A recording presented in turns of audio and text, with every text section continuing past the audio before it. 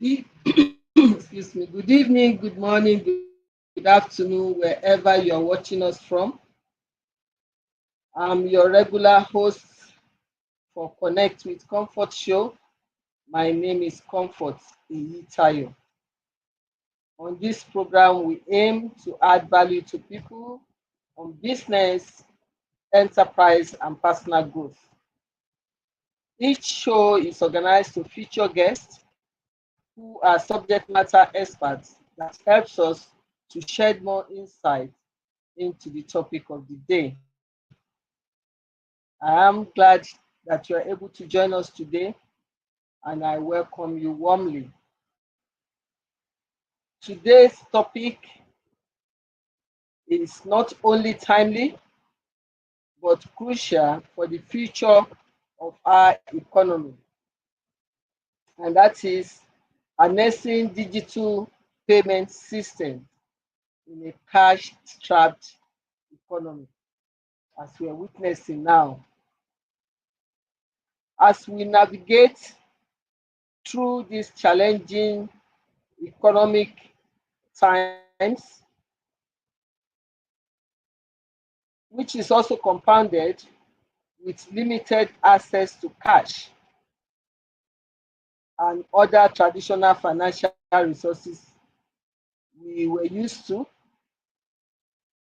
So the need for us to explore innovation or innovative solutions has become more pressing.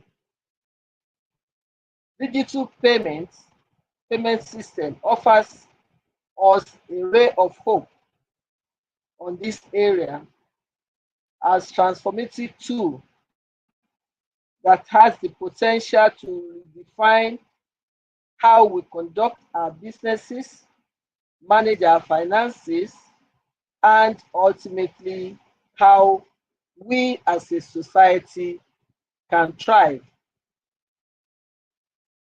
In a world where economic pressures are mounting, leveraging on digital payment systems can provide the efficiency, transparency, and inclusivity that our economy desperately needs. These systems are not just about moving money, they are about creating opportunities, fostering financial inclusion, and driving sustainable economic growth.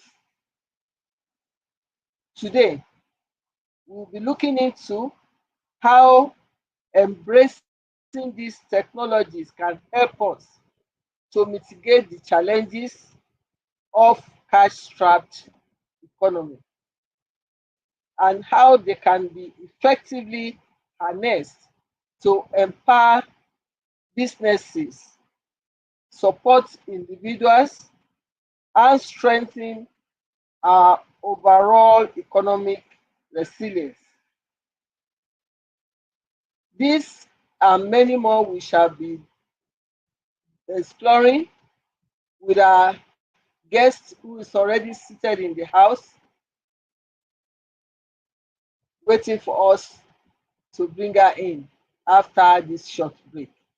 Please remain connected. We'll be right back. Thank you.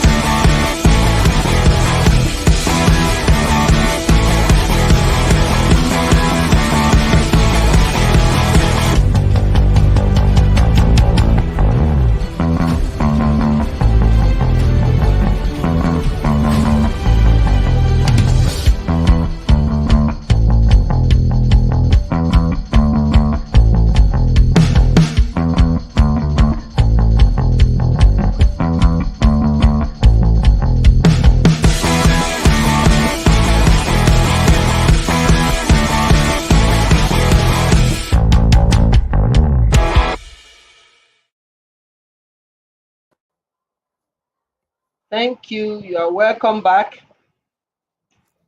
Our guest is already with us in the house, as I said earlier, and she's not a stranger to us on this show. She has obliged us in the past and she's still obliging us now. And I hope in the future she'll continue to oblige us.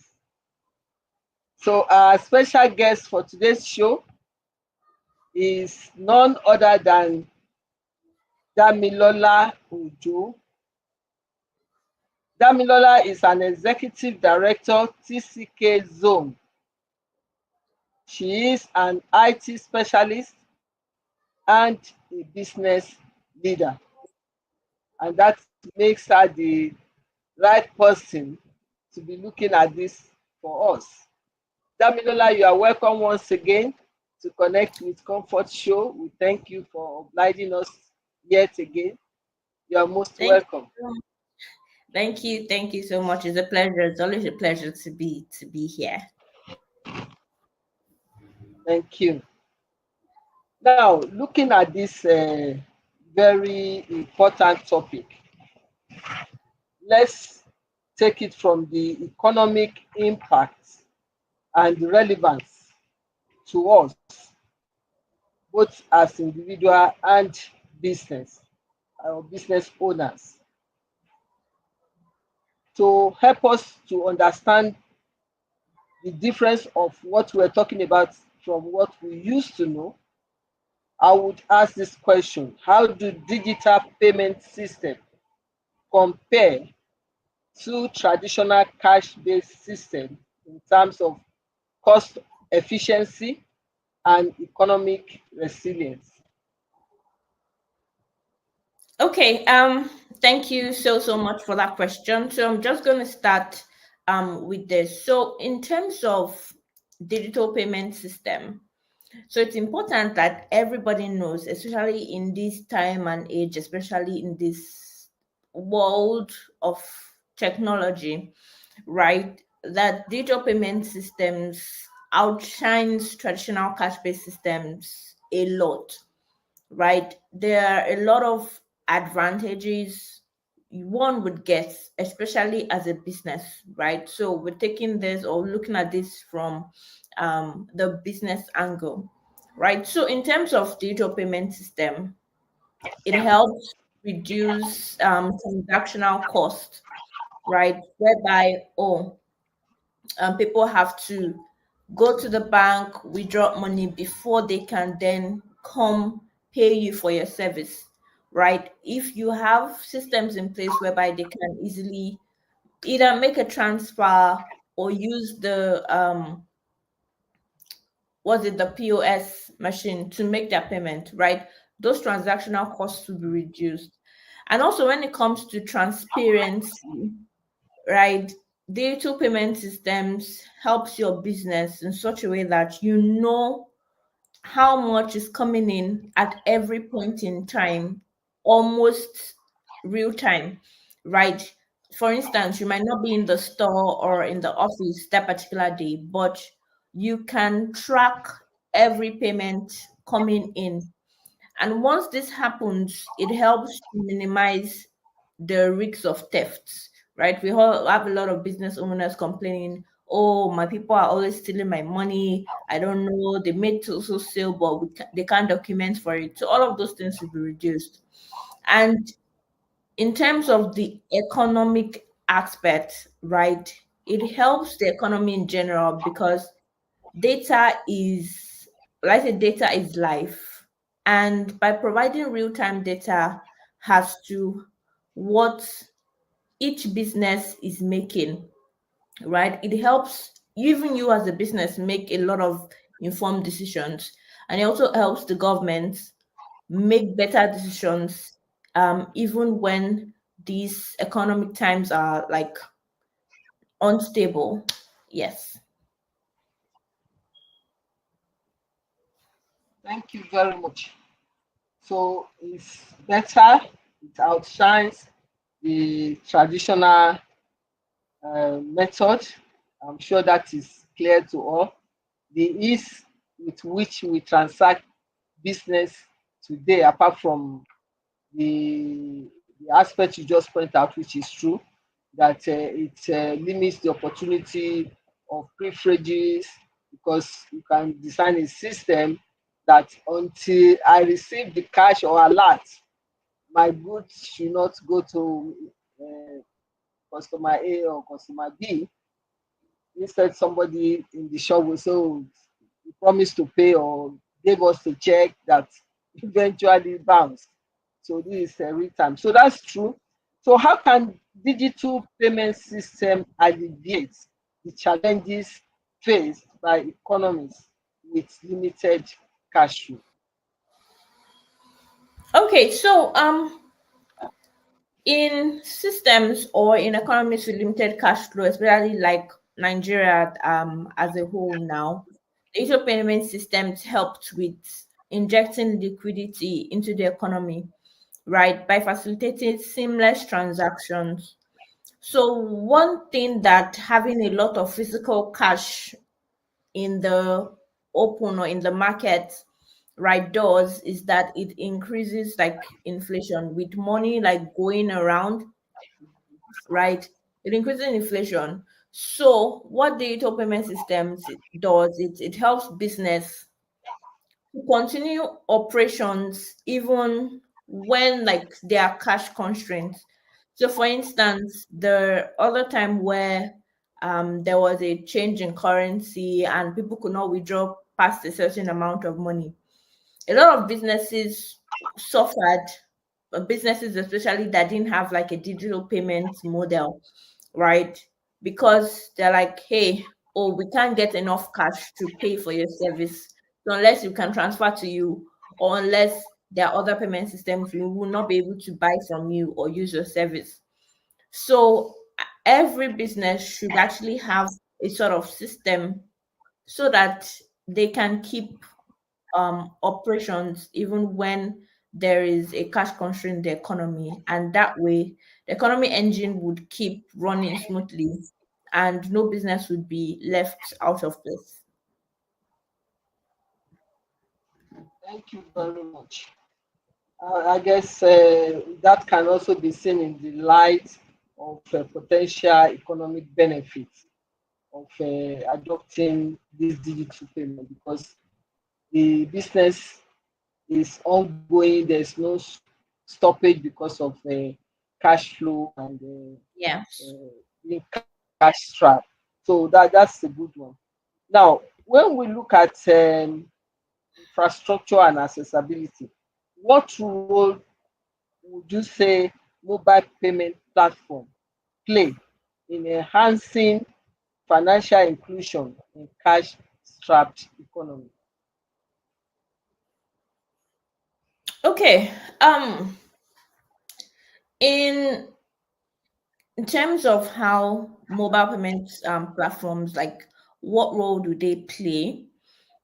Um, they demonstrate some sort of, let's say, financial um, accessibility, right? So we have a lot of, let's say, platforms that work on the laptop or like other devices, but now we're talking about like the mobile payment platform, because majority of people, or let me say a lot of people, right, have a mobile phone at least, right? It might not be a smartphone, but even if they have the other one, right, that's the feature phone, they still have a mobile phone. So if there are different services, for instance, the star something something something that you can easily dial on your phone to access financial services, it actually helps even those in the rural areas, those who are unbanked. It helps them to facilitate payments in their different areas, right? So if they want to save, if they want to credit or pay for something, if they want to invest, right? These mobile payment platforms actually help include all those people that have been excluded, right, from let's say the financial system. It helps include them even better. Thank you very much. One example readily comes to mind when we are talking of this mobile payment platform that helps business to continuity of business and sustainability of the same. Just last week, I was trying to get something. You know, while you are in the traffic in Lagos, you can. Somebody said you can virtually you can buy virtually buy anything. Some say you can even cook because they sell stove and pepper and meat. So, but what I want to bring out as a really good example of what you said here is that I wanted to buy something. You know, yes, you can transfer, but when you are in traffic and it's a moving traffic, the transfer may not go quickly, the network glitch and everything. And I just saw that they are already moving in front. And I told the guy, look, let it be another time because this light is going to catch up on us and we have to move. Oh, he said no problem. He was running after my car. I was saying, what's wrong with this guy? I'm not going to just transfer money, take your goods, and then like I'm trying to swindle you. He said, but I'm just continuing with the traffic. We will do the transaction. And lo and behold, he just beckoned on someone, and this guy came. I saw somebody on a bike almost trying to brush my car, and I was saying, what's wrong with you? And he said, POS. POS on the back bicycle. I was freaked out. But it's very, very interesting. And I said, oh my God, Nigerians with ingenuity. That's kind of innovation. That, Yes. yes, there are POS operators sitting by dotted here and there, but you are in a moving traffic. You're not going to stop or park your car to patronize them, and the transfer Yeah. may not go quickly. So that transaction would have been aborted. But lo and behold, this guy came on bicycle, said, just continue with the traffic, madam, I will follow you. And he got my card, and I was at the corner of my eye looking at him so that he doesn't take my card away. And he was doing the transaction. We were able to conclude the transaction even before it was my turn Like, to move away. So I just couldn't get over that. I said, wow, Nigeria. It's just that I pray we get it right in this country. We have a lot of resources, both financial and human, for people to think out that. So that is one thing mobile payment platform has done for us. It has kind of helped us to operate efficiently, and the stoppage that you would have suffered in transacting transaction would have also been overcome. So I just thought I should give that example. yes, that's Even good. though the rural people, go ahead. I think that's a very, very good example. And yes. Even in rural area, like you said, they will not have maybe the phone that will enable. They see somehow they still do businesses. You just tell them, they call you from village and say, oh, you can transfer to so person, and they are assured of getting the money. So that's another example. So in light of this, what infrastructure do you think is necessary to ensure the widespread adoption of digital payment system in underdeveloped regions? Because it's not everywhere that is as developed as Lagos and maybe major cities like Port Harcourt or the north. Yes, yes, that is very, very true. So one thing that is like really necessary is, I would say, reliable internet access or even mobile connectivity in general, right? Okay, can I do dial my USSD code and it will go smoothly wherever I am? Even if I don't have internet, yeah, reliable internet is important, right? But even if I don't have internet where I am, is the mobile network going smoothly as it should? Then affordable devices, because right now I don't think you can necessarily get any phone that is lower than like 50,000 naira um as at now, right? What there should be provision of these accessible or affordable devices in like different underdeveloped regions. And I think more of these financial institutions should have local agents, should have more local agents in these places. I know they're trying their best, but I think they can do more. We have an influx of POS people. There's so much in Lagos, and not enough in places that actually need them. So let's have more people like that in the underdeveloped regions, in the villages, in the local communities, right? There should be initiatives or support programs that can come up and say, okay, in different local regions, we're going to be equipping, oh, 2 people, 5 people with so and so thing, right? That can enable people within this community to get access to these digital payment systems that we're talking about. Right? I think once we start from that gradually, we would get to a point where everybody has now adopted the digital payment system, but it has to start at some point.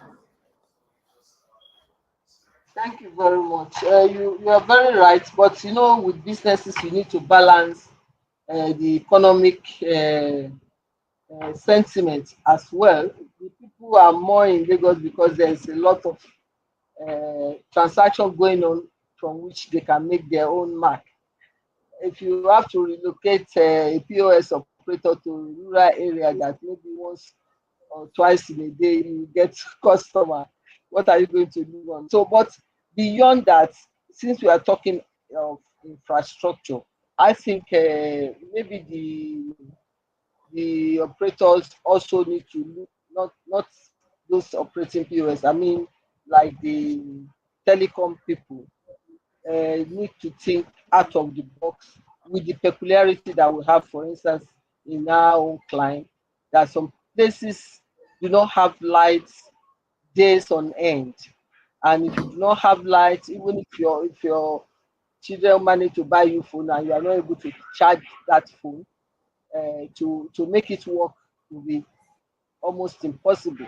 So maybe they have to start thinking out of the box. How are they going to have some equipment or infrastructure that will cater for rural area? I think it's high time to start thinking of that, because there was a time when um, this light issue became daunting. People are Mm. getting around it.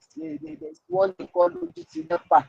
The first time I heard that terms, I was I was so amazed. And then the reason why it is like that is because they have this rechargeable kind of thing that they're using.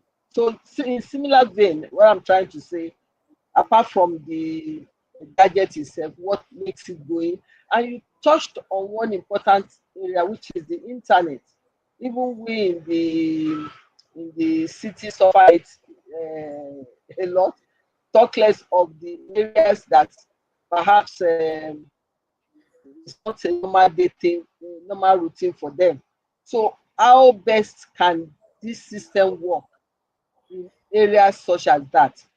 So those two key areas, I believe, in terms of infrastructure, that the people in the technology people have to think and they reason beyond the usual to find a way of inclusivity, to find a way of making an as a workable platform for people in the rural area.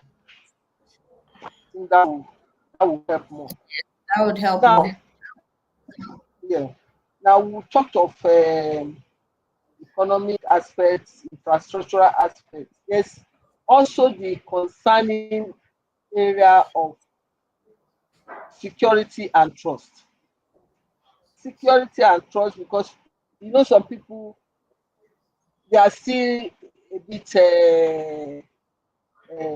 touchy about doing all this. No matter how beautiful say it's making our life to be, some people will not touch it because of the security aspect. So we need to look at that. So how can digital payment system build trust among users who are accustomed to cash transaction? Because that was what was responsible for initial reluctance Yeah. and why people get dependent on cash transaction. People will tell you in the market, seeing is believing. Let me see my money. So, how do you think digital payment can help build such trust? Okay, so trust is built through education, transparency, and reliability. And speaking of reliability, a lot of people don't trust the digital system because they know it has probably failed them a couple of times or they've been burnt a couple of times, right? Someone makes a transfer, it did not get to them, it got refunded, and the user or the individual didn't inform the person that, oh, it was refunded back to me. So when we talk about reliability or even building trust in general, it has to start from the banking institutions. Can they put the necessary things in place and make sure they have the right, will I say, capacity to take on the pool of people that will be interested in coming digital? Because I'm very certain you see some of the banks saying, oh, our server was overwhelmed, our this crashed, this is why we're having this interruption, right? But those things need to be reduced or solved in such a way that I should be able to make a transfer here, and in 1 second the person I'm sending it to should receive it immediately. So if people see that over and over, and if they know that, okay, even when there's an issue, I don't have to go and queue for hours at the bank before that issue is resolved, right? Sometimes you can have a failed POS transaction, and they would not reverse the money until you go there, you complain, you talk for weeks, right? So if all of these issues are solved from first the banking institution, then I think once everybody knows that, okay, now it's reliable, we can use it. I think um trust can now be built on that. Oh, you are educate them and say, okay, it's reliable, it's safe, it's faster, it can help your business, it can provide you with this and this, right? Then people will start getting less and less skeptical. For instance, you mentioned the example of the market women. They love seeing their cash at and they know that, okay, no error is happening, right? So can the digital payment system be like that, have that speed, right? Or have that transparency that this cash system um, has, right? They know that, okay, there's nothing to be worried about. There's nothing like fake alerts, right? There's nothing like all of those things. So once they are aware of those things, I feel a lot more people would want to come on board. Thank you very much. That leads me to the next question that asks about what measures are necessary to ensure the security and privacy of digital payment system, especially in economies vulnerable to fraud. Why I say this or ask this is because, yes, we are talking of the bank aspect. Even banks themselves, they are a bit apprehensive in some situation. You find a situation maybe like when the protest started, you just find that you are not able to make transfer.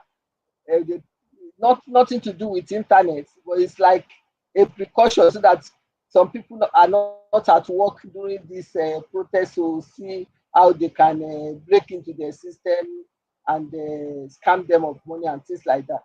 That is one. And then with all these um, hackers going on, so what are the necessary measures that can be put in place to ensure security as well as privacy of digital payment system? You know the economy Okay. where we are. Yes, yes. I think for so let me start from the banking industry. I think one major thing is the same way they are investing in maybe software developers or software engineers or financial accounting person, they need to invest in a cyber security person or set of people or team, right? I think it's just now most Nigeria companies are trying to incorporate or even think about hiring a cybersecurity expert. But it's actually very crucial to have someone like that. So that person can look through your entire system hand to hand and create mitigating measures. For instance, encryption. Okay, how can you encrypt your service in such a way that a third party cannot access it? Okay, multiple factor authentication. Okay, are there ways in which you can set up different authentication steps? So, for instance, if my phone gets stolen, no one should be able to access my bank account. So even if I don't block it, or even if I don't report it stolen, no one should actually be able to access my bank account or use my credit card if there are multiple factor authentication put in place, right? So our economy is actually vulnerable to fraud, right? So there's also a need to educate users, right? Even something as simple as WhatsApp chat. A lot of people still don't know how to protect their WhatsApp chat. A lot of people still don't know that, okay, if someone calls you and requests for OTP code, you shouldn't give those, um, provide them access to OTP code. A lot of people don't know that, okay, if someone calls you to ask for money, pretending that someone is injured, right? You should confirm from someone else before making that transaction, right? So education is also important, right? The first thing I mentioned is hiring the right set of people, that is cybersecurity experts, so they can look at things like encryption, multi-factor authentication. And the next thing I mentioned is educating the users, right? The general public. A lot of these market women, like mentioned as an example, is they don't want to come digital because they're afraid. They've heard a lot of stories, and yes, they're afraid of, okay, what if something happens? I no longer have access to my money. So what happens to my business or my sales, right? So all of these things need to be put in place. Okay, well said. That is the side of the bank, and then companies and perhaps some high net worth individual. What do we say about government side?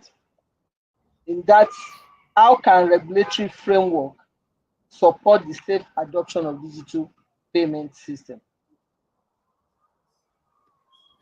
Okay. That's a good one. Yes, so it's important to know that if a lot of businesses go digital, it's going to help the government in different ways, because yes, they would have data in terms of, okay, what is an average SME making um monthly, or my 12 market, for instance, or eco market, for instance, how much is being made on a daily basis. So honestly, millions are being made in those markets, but nobody actually knows the exact figures because a lot of those things are done with cash, right?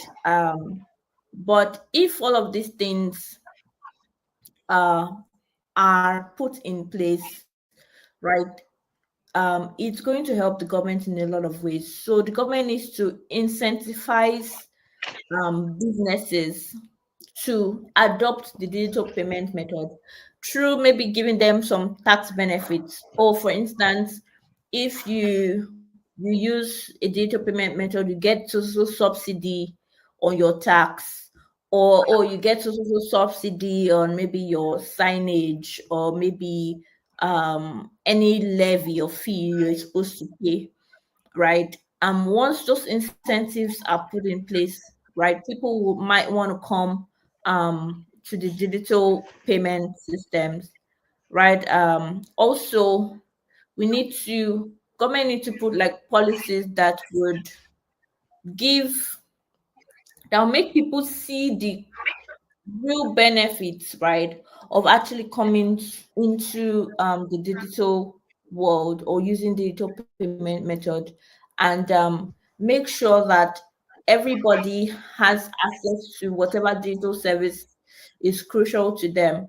So the government could also maybe build a portal, right, a one one of like system portal that like every business can also leverage on, because there's sometimes businesses might think of, okay, do I now need to go and build my own website? Oh, I don't have the resources to build my own website. Oh, I don't have the resources to maybe go and buy my own like ATM machine or something like that, right? So government should provide means of doing these things easily. Okay, if you want to access a POS machine, these are the steps you need to take, and it's simple to do so. So if all these things are done, I think more people would want to come into the digital payment system. Thank you very much. We will go on a short break and we'll be right back. Please remain connected. Thank you.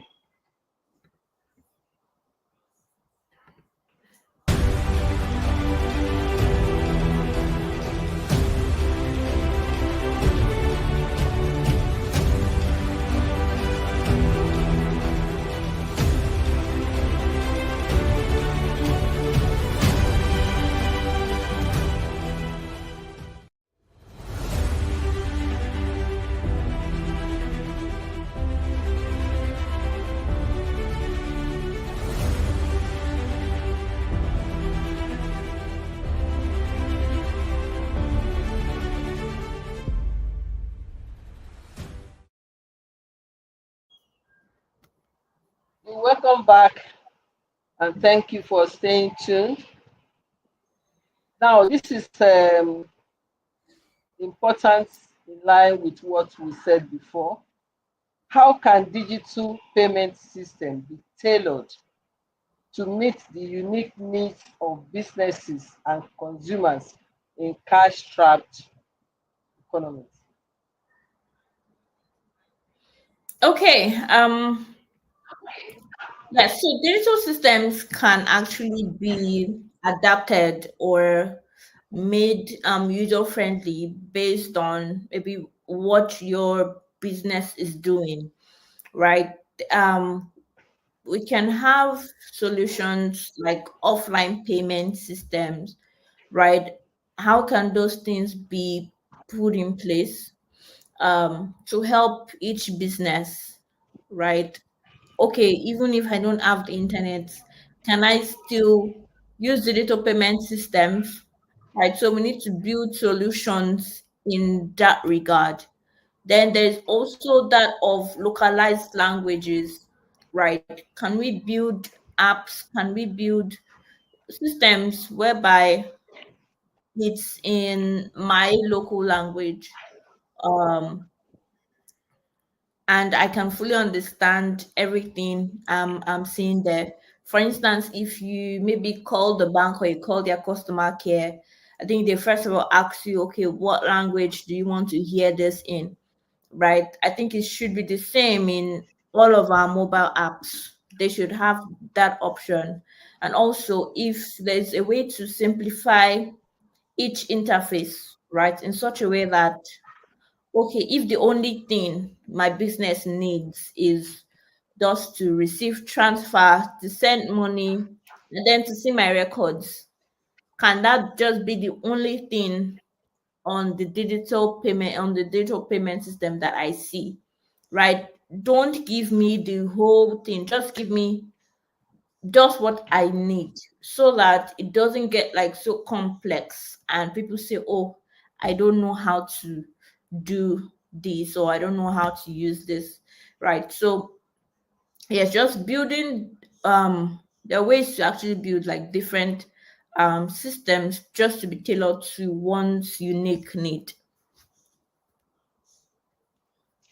So more or less is scalability. They should be able to scale it to, even though you have a robust system, but you can scale it down to different sizes of Prices. business. Yes. Yeah. Okay. Thank you very much. We talked about the technology aspects and the government aspect. Now, the socio-economic implication of all this and how it affects small businesses. What are the potential social implication of transitioning to a predominantly digital payment system in a cash-strapped economy? Yes. So one thing it can in one way it can implicate the social world is number one, it reduces a lot of informal economy. So like I was saying before, a lot of transactions or business transactions are silent because yes, there is no one tracking it. There's even no way of tracking it, right? So things like the shoemakers, the market women, the some tailors, some food vendors, right? So if there's a digital payment system, it can empower people to make better decisions in their different social areas, and it reduces the informal economy like I said, and also it can also bridge inequality. So for instance, oh, you are a market woman selling in the local market and I am one selling maybe on social media, or sometimes you feel, oh, I'm better than the market woman, whereas the market woman in the local market is actually making way more money than you are, right? So it can reduce any form of inequality if everybody comes to the digital model, and it creates some sort of, let's say, balance, right, in the economy. So balance and ability to track. But I think that is more for the government. The businesswoman will not want to be tracked. But I think I think the area that is of concern on this question is what we experienced last year when this issue of currency change and things like that happened. And the implication is that the system is not good enough for us to really rely fully on the digital payment system, because that also failed us. At that same time, you are not able to get money from the bank. Bank, yeah. The POS were having problems. So I think it's in that light that the question is looking at it, that what are the social implications? Because at that time, yes, people who had money in the bank are, are feeling like a poor person at a stage, because you have money, you don't have access to money, and you still have your needs to be met. So those are the implications of, and that calls for a thorough search, both from the regulators and the operators in terms of fintech operators. It really requires a deeper thought. The experience that we all had last year, and in some cases, some are still having it, maybe not as pronounced as it was before. Yes, it's good to have a digital payment system, but that should really be supported with good banking system. System. Definitely should be supported with good. So we've touched on all the aspects, but from your own experience, what would you give as an advice to businesses that are transitioning to fully digital payment system, or those startups that are looking into going digital? What, in your own experience, would be the best advice to assist them? Um, I think one thing I would tell them or I would say to them is embracing like digital system is not just about, oh, I want to follow the buzzword, I want to follow the trend, right? It's also about future proofing your business, right? So if you put these particular things in place right from the foundation, it helps you align your business needs and your customer preference. So once you understand, or once your customers understand that this is how they can easily make payment or access your service, I think they'll be more um, and they're properly educated, right? You would have some more loyal customers in that regard. And also, another advice I would say is yes, you want to go digital, but like we mentioned before, you need to prioritize security, right? And find ways to protect your business and also protect your customers. And even if there are issues or errors at any point, you need to um, try to resolve it with your customers.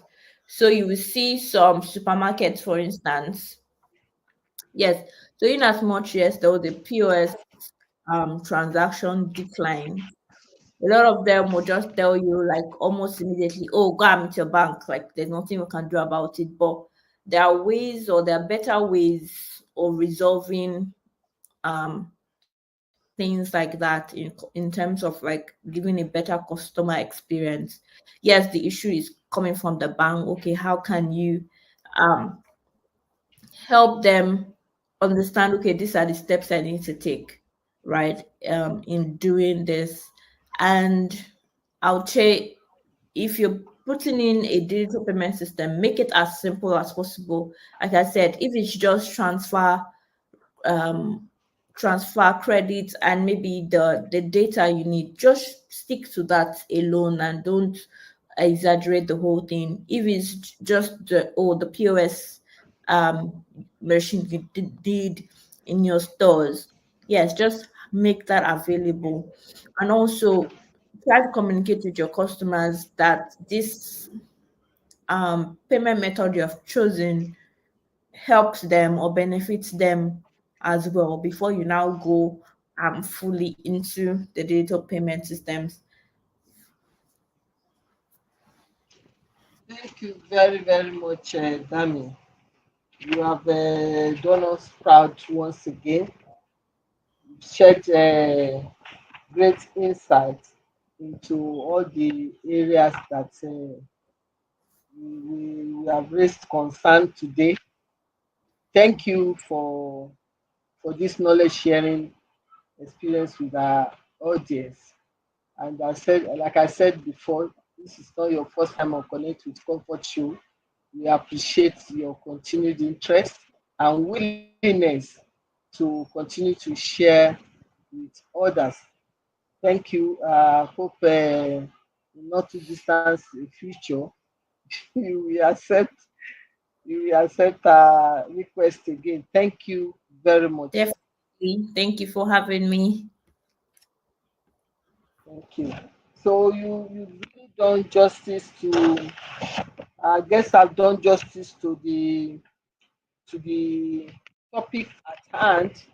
Before I go to the wrap up session, I just want to quickly acknowledge those our usual online audience that participate in this with us. Taiwo Ojo, still in US, streaming from US.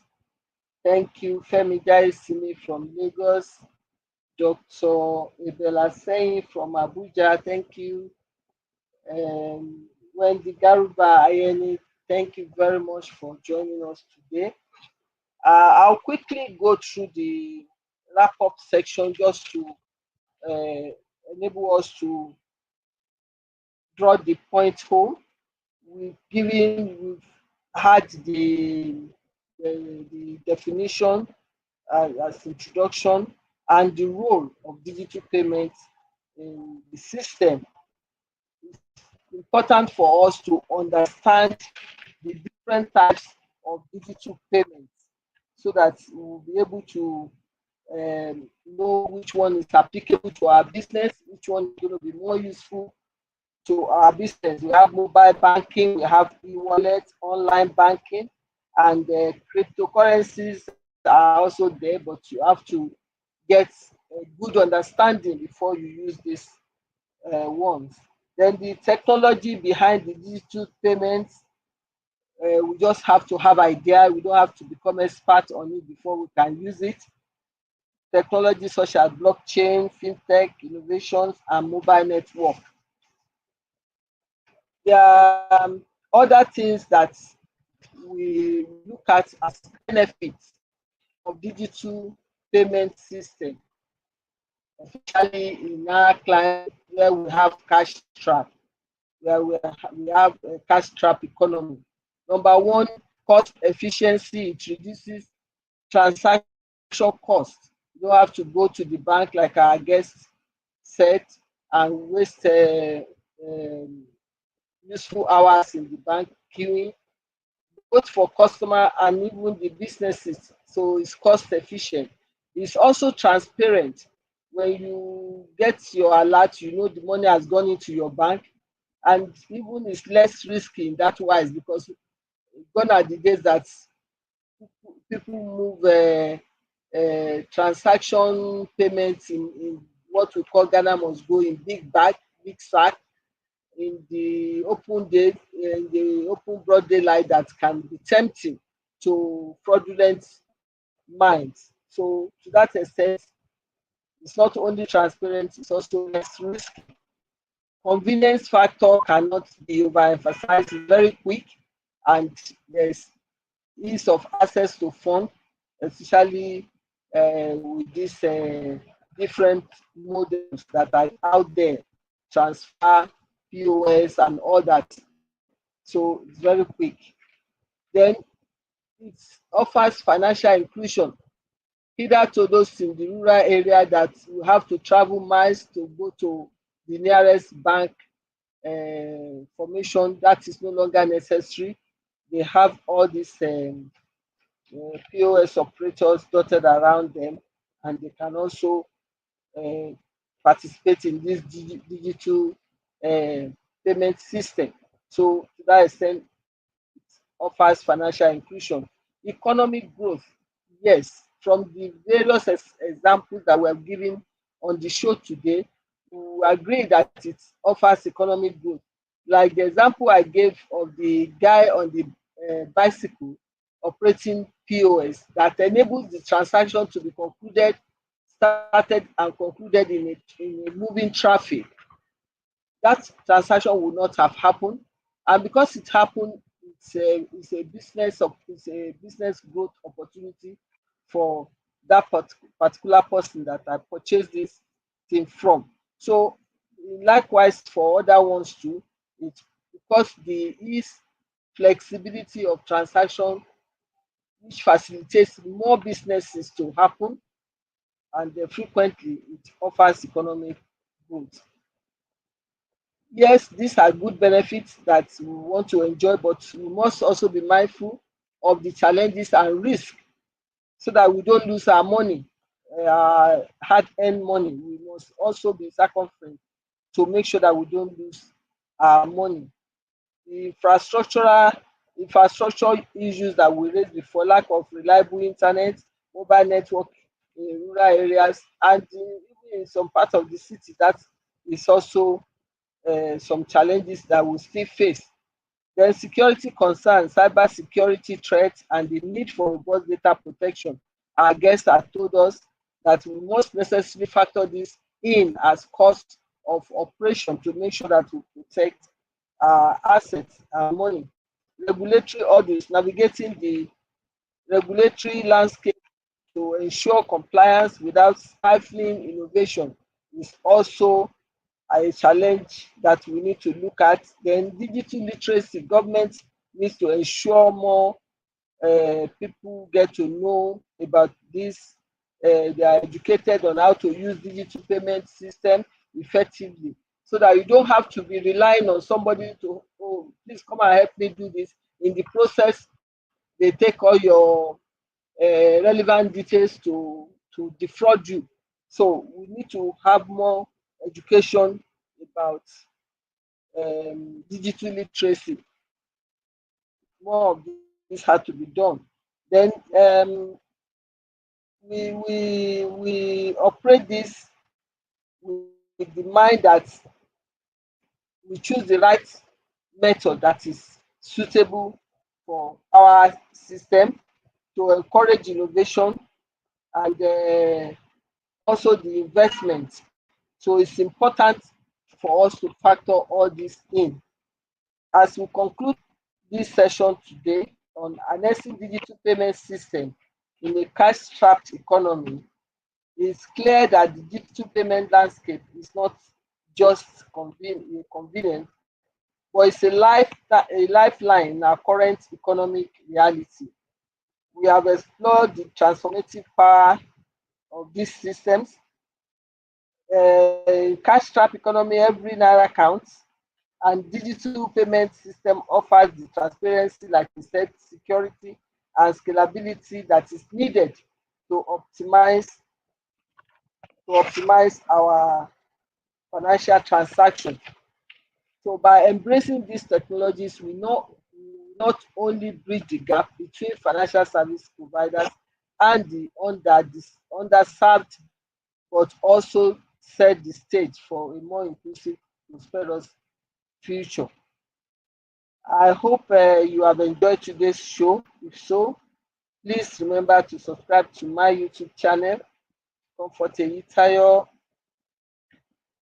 Once again, uh, turn on the notification button, like and share our videos. Stay updated with information about upcoming events, solutions, and offers on my Instagram account at Comfort Eyitayo, as well as at my Facebook at Comfort Eyitayo. Till I come your way again, let us take the insights gained here today and apply them to our respective businesses with a renewed commitment to driving economic growth and financial stability with with harnessing digital payments system, even though in a cash-strapped economy. Once again, I appreciate all those of you that have joined. Till we come your way next time. Have a blessed week and thank you. Bye bye.